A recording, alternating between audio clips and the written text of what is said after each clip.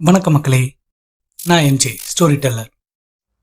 அதிசய உலக வீரர் அத்தியாயம் 5. அதிர்ச்சி. காலை நேரம். ஆதித்தன் வழக்கம் போல பயிற்சி பண்ண மைதானத்துக்கு வந்தான். ஆனால் அவன் எதிர்பார்த்ததுக்கு மாறா அங்கே வேற ஒரு சம்பவம் நடந்துட்டு இருக்க. அப்போதான் ஆதித்தனுக்கு ஒரு விஷயம் ஞாபகத்துக்கு வந்தது. அட, இன்னைக்கு சவால் நாளில் மறந்தே போயிட்டேன் அப்படின்னு சொல்லி அவனும் களத்தில் இறங்க தயாரானான். ஆதித்தனுக்கு அவனோட ஆற்றலை சோதிக்க இதுதான் சரியான தருணம்னு யோசிச்சு யாருக்கு சவால் விடலான்னு சுற்றி பார்த்துட்டு இருக்க பின்னிருந்து ஒரு குரல், ஆதித்தா, நான் உனக்கு சவால் விடுறேன். யாருன்னு ஆதித்தன் திரும்பி பார்த்தா போன முறை ஆதித்தன் கூட சண்டை போட்ட அதே மாணவன் தான். இந்த மாணவன் பெயர் தான் கிரண். ஆதித்தன் மனசுக்குள்ள நானே யார்கிட்ட சவால் விடலான்னு யோசிச்சுட்டு இருந்தேன், இவனே தானே வந்து தலையை கொடுக்குறான், சிறப்பு இப்படின்னு யோசிச்சுட்டு இருக்க மாணவன் கிரண் பின்னாடி இருந்து தருணும் அவன் கூட 2 பேரும் முன்னாடி வந்தாங்க. என்ன ஆதித்தா, கிரணை பார்த்ததும் அதிர்ச்சியாகி நிற்கிற போல இருக்கு, ஏன் போன முறை வாங்கின அடியில் பயம் வந்துருச்சா அப்படின்னு கேட்டு சிரிச்சான். இன்னும் பேச ஆரம்பிச்சான். இப்போ என்ன பண்ண போற? சவாலை புறக்கணிக்க போறியா?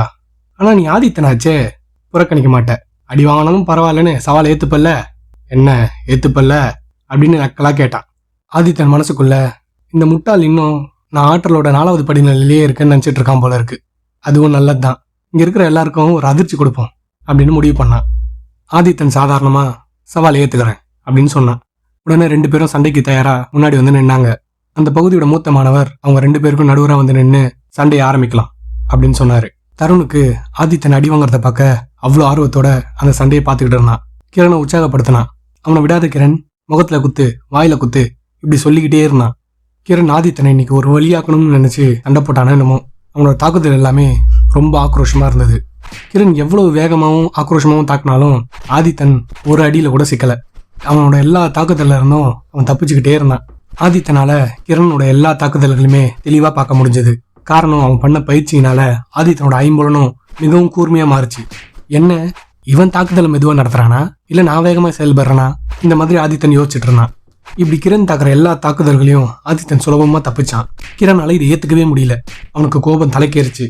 சுத்தி இருந்த மற்ற மாணவர்கள்லாம், என்ன கிரண் இவ்வளவு நேரம் ஆதித்தன் கூட சண்டை போட்டுட்டு இருக்கான், இவனால ஒரு அடி கூட ஆதித்தனை அடிக்கவே முடியல, இந்த மாதிரி பேச ஆரம்பிச்சாங்க. இப்படி மற்ற மாணவர்கள் பேசுறது கிரண் காதுல விலக அவனுக்கு கோபம் இன்னும் அதிகரிச்சது. ஆக்ரோஷத்தோட ஆதித்தன் தலையை குறி வச்சு நீ செத்த அப்படின்னு சொல்லி அவனோட தாக்குதல் நடத்தினான்.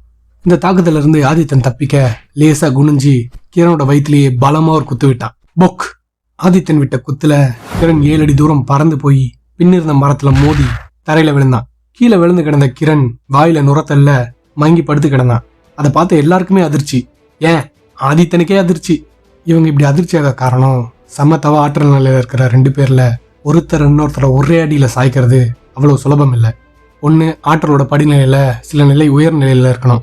அப்படி இல்லைன்னா அந்த ஆற்றல் நிலையோட சிறந்த உடல் வலிமை மற்றும் ஆற்றல் நிலையோட உச்சத்துல இருக்கணும். அப்படி இருந்தாதான் இது சாத்தியமாகும். கடந்த சில நாட்கள்ல ஆதித்தன் பயிற்சி செஞ்ச யாழியின் உடல் உருமாற்ற வித்தை ஆதித்தனோட உடலை மிகப்பெரிய மாற்றத்துக்கு உள்ளாக்கி இருந்தது.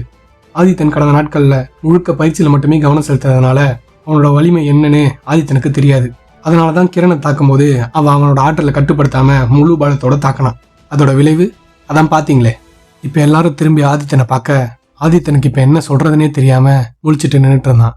அப்ப நடுவராக இருந்த அந்த மூத்த மாணவர், இந்த சண்டையில வென்றது ஆதித்தன் அப்படின்னு சொன்னாரு.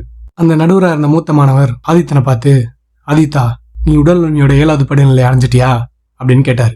இவர் இப்படி சரியா ஆதித்தனோட ஆற்றல் உயர்ந்த விஷயத்தை கேட்க காரணம், இப்படி 7வது படிநிலையின் ஆற்றல்ல இருக்கிற எதிராளிய ஒரே அடியில சாய்க்க குறைந்தபட்சம் சம ஆற்றல் நிலையாவது இருக்கணும். அதான்.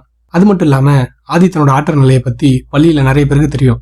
காரணம், ஆதித்தன் நூலகத்துல வேலை பார்க்கும்போது அவன் நூலகத்துல நிறைய மாணவர்கள் கூட பேச வாய்ப்பு இருந்தது. நட்புன்னு சொல்ல முடியாத குறைந்தபட்சம் பேரையாவது தெரிஞ்சுக்கிற அளவுக்கு அவங்க பேசுவாங்க. அந்த மூத்த மாணவர் கேட்க ஆதித்தன் அமைதியா தலையை மட்டும் அசைச்சான். இதை பார்த்த மற்ற மாணவர்களுக்கு இன்னும் அதிர்ச்சி ஆயிடுச்சு. யாராலையுமே இதை நம்ப முடியல. எல்லாரும் அவங்களுக்குள்ளேயே பேச ஆரம்பிச்சாங்க. எப்படி இவன் ஆற்றலை உயர்த்தனா? இவன் பொய் சொல்றானோ, ஏதாவது ஏமாத்திருப்பானோ, ஒருவேளை உண்மையா இருக்குமோ, இப்படிலாம் பேசிட்டு இருந்தாங்க. தருண் முன்னாடி வந்து, இவன் பொய் சொல்றான், இவன் கண்டிப்பா ஏதோ ஏமாத்து வேலை பண்ணியிருக்கான், இவன் எப்படி கிரணை ஒரே அடியில சாச்சிருப்பான் அப்படின்னு கேட்டான். மற்ற மாணவர்களும் இதை யோசிச்சாங்க. ஆதித்தன் எந்த பதிலும் சொல்லாம அமைதியா நடுவராக இருந்த மூத்த மாணவனை பார்த்தான். அந்த மூத்த மாணவர் முன்னாடி வந்து, நான் கவனிச்ச வரைக்கும் இவன் எந்த ஏமாத்து வேலையும் செய்யல அப்படின்னு சொன்னாரு. வெளிப்புற பகுதியின் நடுவராக இருக்கக்கூடிய மூத்த மாணவர்கள் அதிக சண்டை அனுபவமும் வாசி நினைவு நிலையின் 4வது படிநிலையில இருப்பாங்க. அதனால இந்த வெளிப்புற மாணவர் சண்டையில நடுவரான மூத்த மாணவர்கள் முன்னாடி எந்த ஏமாத்து வேலையும் பண்ண முடியாது. தருண் உடனே, நீங்க சரியா கவனிக்காம இருப்பீங்க அப்படின்னு அந்த மூத்த மாணவர் கேட்க, இதை சொன்னதும் நடுவராக இருந்த மூத்த மாணவர், நீ என்னோட ஆற்றலையே குறைச்சி மதிப்பிடுறியா அப்படின்னு கேட்டு தருணை முறைச்சாரு. ஒரு பகுதி நடுவராக இருக்கக்கூடிய மூத்த மாணவரோட முடிவை சந்தேகப்படுறது அவரை அவமதிக்கிற மாதிரி. சந்தேகப்பட்ட மாணவர் சொன்னது சரியா இருந்தா எந்த பிரச்சனையும் இல்லை. ஆனா ஒருவேளை அது தவறான சந்தேகமா இருந்தா பின்விளைவுகள் ரொம்ப மோசமா இருக்கும்.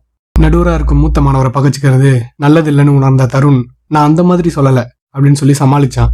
அந்த மூத்த மாணவர் கடுகடுப்பான முகத்தோட, அப்ப அமைதியாரு அப்படின்னு சொல்லி தருணை பின்னாடி போக செஞ்சாரு. தருணால ஆதித்தன் சண்டையில வென்றதை ஏத்துக்கவே முடியல.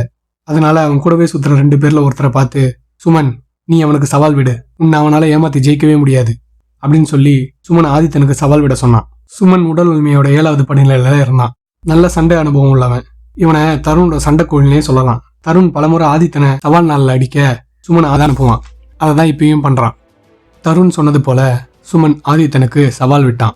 மூத்த மாணவர் நடுவராக இருக்க சுமனும் ஆதித்தனும் எதிரெதிர நின்னாங்க. ஆதித்தனுக்கு எதிராக சுமன் நின்றுட்டு ஒரு கொடூரமான சிரிப்போட, இன்னைக்கு நீ தீர்ந்த அப்படின்னு சொல்ல ஆதித்தன் கொஞ்சம் பதட்டமா நின்றுட்டு இருந்தான். இதை பார்த்த எல்லாருக்கும் ஆதித்தன் பயப்படுறான்னு நினைச்சாங்க. ஆனா ஆதித்தன் மண்டைக்குள்ள ஓடிட்டு இருந்ததே வேற. இவனையும் ஒரே அடியில சாச்சிடக்கூடாது, ஆற்றலை கட்டுப்படுத்தி பொறுமையா சண்டை போடணும், இல்லைனா தேவையில்லாத பிரச்சனை வரும்னு என் உள்ளுணர்வு சொல்லுது இப்படின்ற கவலையில ஆதித்தன் நின்றுட்டு இருந்தான். காரணம், இன்னையோட முதல் சண்டையிலேயே ஆதித்தன் புரிஞ்சுக்கிட்டான். அவனோட உடல் வலிமை ஆற்றல் சாதாரண 7வது படிநிலை மாணவர் போன்ற ஆற்றல் இல்லை. ஆதித்தன் இப்படி அவனோட ஆற்றலை குறைக்காம சுலபமா சம ஆற்றல் நிலையில இருக்கக்கூடிய மாணவர்களை தோக்கடிச்சா அது தேவையில்லாம பள்ளியில இருக்கும் பலரோட கவனத்தை ஈர்க்கும், தேவையில்லாத பிரச்சனையும் தரும் அப்படின்னு ஆதித்தன் உணர்ந்தான். அதுதான் ஆதித்தன் முகம் பதட்டமா இருக்க காரணம். ஆனா பாவம் சுமன், ஆதித்தன் தன்னை பார்த்து தான் பயப்படுறான்னு நினைச்சு இப்ப ஆதித்தன் கிட்ட செம்ம அடி வாங்க போறான். மூத்த மாணவர் சண்டையை ஆரம்பிக்கலாம் அப்படின்னு சொன்னதும் 2 பேரும் சண்டையை தொடங்கினாங்க. சுமனுக்கு ஆதித்தன் பலவீனமா இருக்கிறதுனால தான் தன்னை பார்த்து பயப்படுறான், போன சண்டையில கூட அவன் ஏதோ தந்திரம் பண்ணி தான் ஜெயிச்சிருக்கான் அப்படின்னு நினைச்சு ஆதித்தனோட எந்த தந்திரமும் என்கிட்ட வேலை செய்யாது அப்படின்ற தைரியத்துல அவனை சீக்கிரமா தோக்கடிக்கணும்னு ரொம்ப வேகமாகவும் ஆக்ரோஷமாகவும் ஆதித்தனை தாக்கினான். ஆதித்தன் முதல் சண்டையை மாதிரியே எல்லா தாக்குதல்ல இருந்தும் தப்பிச்சுட்டு இருந்தான். கொஞ்ச நேரம் இப்படியே போக பொறுமை இழந்த சுமன் ஆதித்தனை ஏடா கூடமா தாக்க ஆரம்பிச்சான். இந்த தாக்குதல்களை ஆதித்தன் தப்பிக்கல, அதுக்கு மாறா தடுக்க ஆரம்பிச்சான். முதல்ல சுமன் ஆச்சரியப்பட்டான், தன்னோட பலமான தாக்குதல்களை ஆதித்தன் எப்படி தடுத்தான்னு. ஆனா போக போக சுமனுக்கு புரிஞ்சது, ஆதித்தன் உண்மையாவே 7வது படிநிலையை அடைஞ்சிட்டான்னு. இப்ப சுமன் ஆரம்பத்துல சண்டை போட்ட மாதிரி அலட்சியமா இல்லாம ரொம்ப கவனமா ஆதித்தன் கூட சண்டை போட ஆரம்பிச்சான். ஒரு தருணத்துல சுமன் ஆதித்தனுக்கு நேரா ஒரு குத்து விட ஆதித்தன் இதை தடுக்காம பதிலுக்கு அவனும் ஒரு குத்து விட்டான். 2 பேர் முஷ்டியும் ஒண்ணு மோதி அதோட அதிர்வுல ஆதித்தனும் சுமனும் ஒரு அடி பின்னோக்கி போனாங்க. ஆதித்தன் எதுவுமே ஆகாதது போல மறுபடியும் சண்டை போட தயாரானான். ஆனா சுமன் நிலைமை அப்படி இல்ல. சுமன் கையில பயங்கர வலி. சுமனுக்கு ஏதோ பாறையில குத்துனது மாதிரி இருந்தது. இதுக்கு முன்னாடி ஆதித்தனை அலட்சியமா பார்த்த சுமன் இப்ப பயத்தோட பார்த்தான். ஆனா என்ன பண்றது, பின்வாங்க முடியாது. அதனால சுமன் என்ன பண்றதுன்னு யோசிச்சுட்டு இருக்க இந்த முறை ஆதித்தன் முதல் தாக்குதலை பண்ணான். இதை எதிர்பார்க்காத சுமன் அந்த தாக்குதலை தடுக்க முயற்சித்தான். அந்த முயற்சி பலனளிக்காம சுமனோட தடுப்பை மீறி ஆதித்தனோட குத்து சுமனோட தாடையிலேயே விழுந்தது. அந்த அடியிலேயே சுமன் நில குலைஞ்சிட்டான். ஆதித்தன் நிறுத்தாம அடுத்த அடிய சுமனோட வயிற்றுல இறக்கணும். தொடர்ந்து அவனோட கீழ்த்தாடையில கடைசியா மேல் நோக்கி ஒரு குத்து விட்டான். அந்த அடியில சுமன் கண்கள் இருட்டி போய் பின்பக்கமா மல்லாக்க விழுந்தான். இதை பார்த்த எல்லாருக்கும் மறுபடியும் ஆச்சரியம். தருண் வாயை பொளந்து பார்த்துக்கிட்டு இருந்தான். எல்லாரும் அவங்களுக்குள்ளேயே பேசிக்க ஆரம்பிச்சாங்க. ஆதித்தன் உண்மையாவே 7வது படிநிலையை அடைஞ்சிட்டான். ஆமா, ஆதித்தன் திறமசாலி, எனக்கு அப்பவே தெரியும் அவனால பண்ண முடியும்னு இந்த மாதிரிலாம் பேசிட்டு இருந்தாங்க. நடுவராக இருந்த மூத்த மாணவர் சுமன் கிட்ட போய் பார்த்து, அவ்வளவுதான், சோலி முடிஞ்சு, இந்த சவாலையும் வென்றது ஆதித்தன் தான் அப்படின்னு சொன்னாரு. மூத்த மாணவர் சுத்தி இந்த மாணவர்களை பார்த்து, வேற யாராவது ஆதித்தனுக்கு சவால் விட விரும்புறீங்களா அப்படின்னு கேட்டாரு. வழக்கமா 2வது சவால் சண்டைக்கு பிறகு பல மாணவர்கள் களைச்சு போயிருப்பாங்க.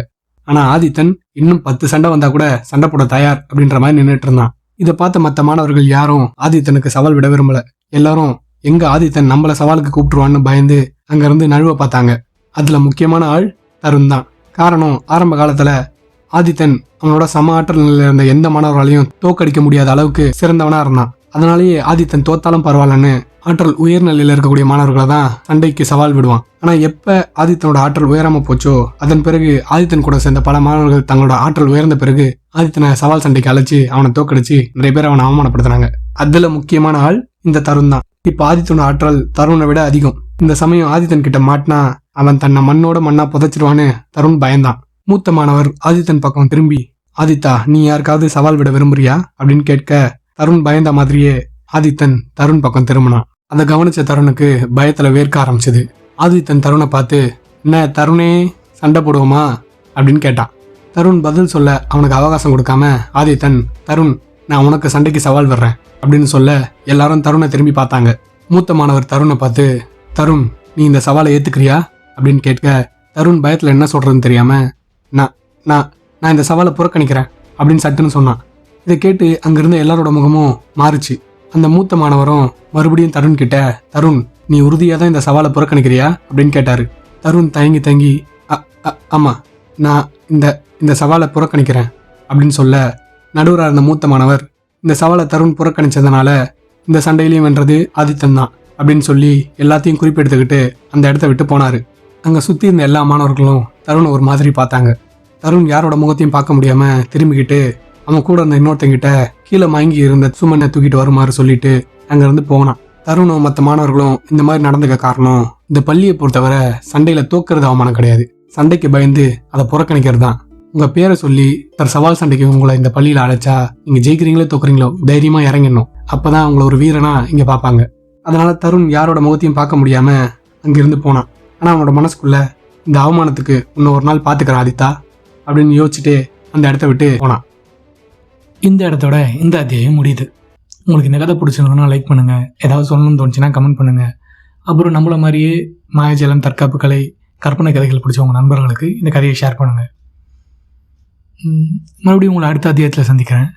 அதுவரை நன்றிகளுடன் எம்ஜே ஸ்டோரி டெல்லர்.